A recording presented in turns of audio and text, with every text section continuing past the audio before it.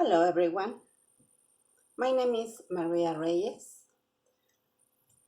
I'm taking the master degree in teaching English. So I would like to share my experience in this period in the signature that we have phonetics and phonology. And I can say it was a very good experience. I mean, we have a very good tools. We learn a lot.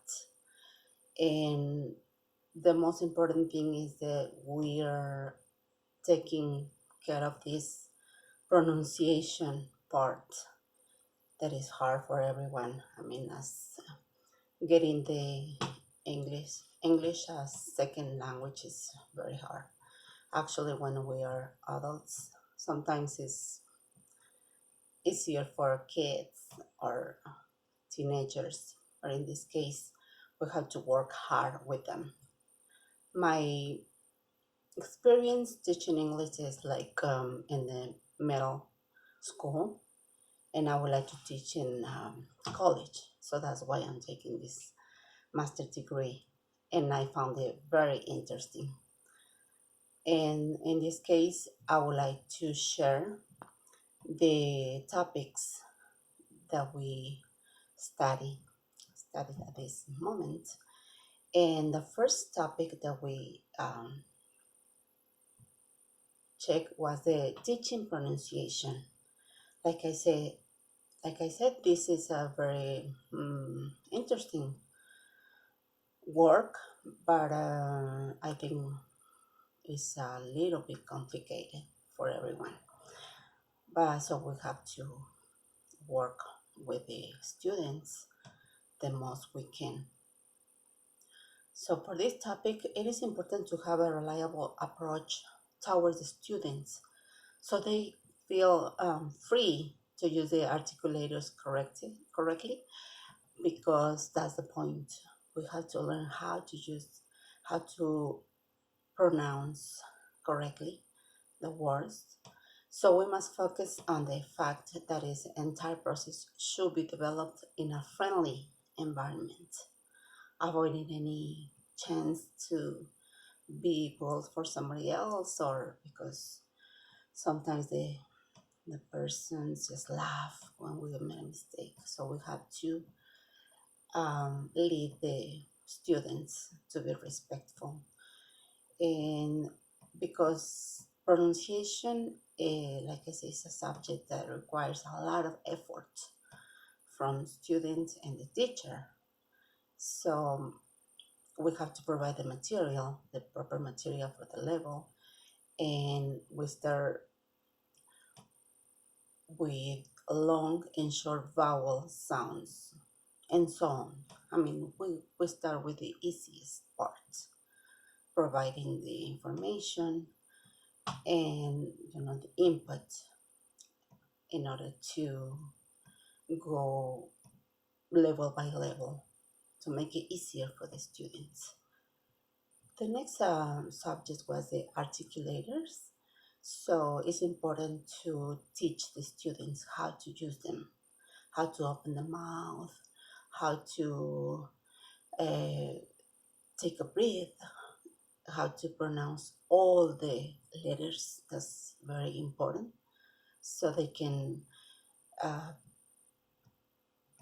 express what they want to communicate. But it's important to they provide the tools how to use the articulators. In this case, we just have to usually we just present the information and they copy it. But it's better if they understand and they know how to use the articulators. So it was a very good point, because we have to use the we can say the parts of the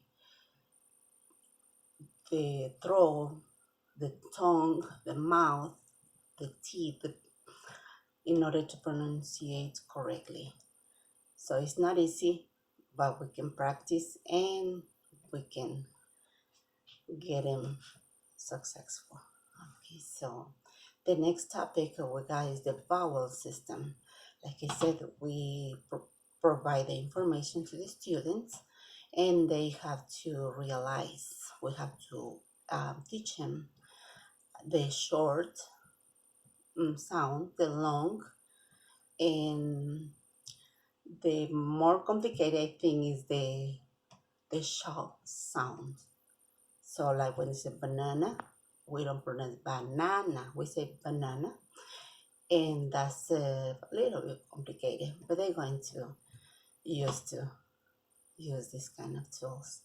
And we can explain the difference between long and short sounds and more. So it's very interesting. The next topic was the consonantal system. Same thing. We help the students to make sounds, right? We provide the grammar, sometimes the rules. We have to respect some rules. And first of all, we have to teach them not to miss any letter, like I said before. That's so important. The end and the beginning, or the beginning and the end. And that's so important. So we have this very valuable material to help them. So we have to provide support to them by using the tools so they can get a very good pronunciation. The next topic was the phonetic writing activity. Well, actually, it was linked with the previous. In this case, we are trying to understand the sounds, how they're written. We have the phonetic chart. In order to get the right pronunciation, we have an example like good, and we have the sound of double O. It will be U, U. But we can say the earth, and then we have the sign to make a difference between these sounds. That was very good activity, and we have the chart. It's a very good tool, so we can share it with the students, and they want to find the right pronunciation when they see the signs, the symbols of the sounds. The next one was the aspects of the connected speech.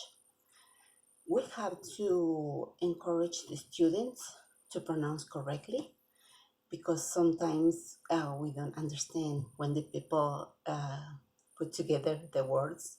We have the examples that next door, or that take. They miss the letters, and then we have a confusion. We say, oh, well, I don't get it, but it's good. Little by little, they can understand not to make these kind of mistakes. The next activity was the Venn diagram, and we have the difference between tone and pitch. So the tone has a nuclear syllable or topic stronger than any others, and we can use the musical or vocal sounds with reference to its speech quality and strength. So when we say tone, it depends on the tone of the voice we have, and this is used to distinguish lexical or grammatical meaning, what the pitch doesn't do. We don't do that with the pitch.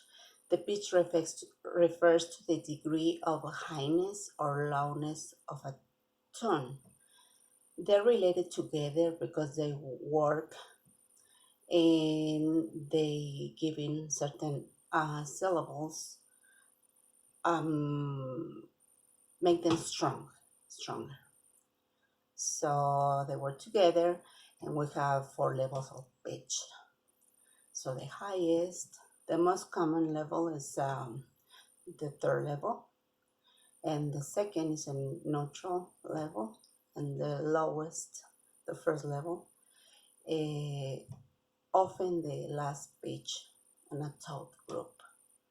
So this is very important to know the tones on a phrase. So for example, we have an example on the tone when it said they arrived at 9 and then they left at 3. We can make the difference between pitch, that we can talk about the length, or the frequency, how we talk. So the same thing, we have to work a lot with these students, try to explain this tone and pitch. And the next topic was the teaching pronunciation.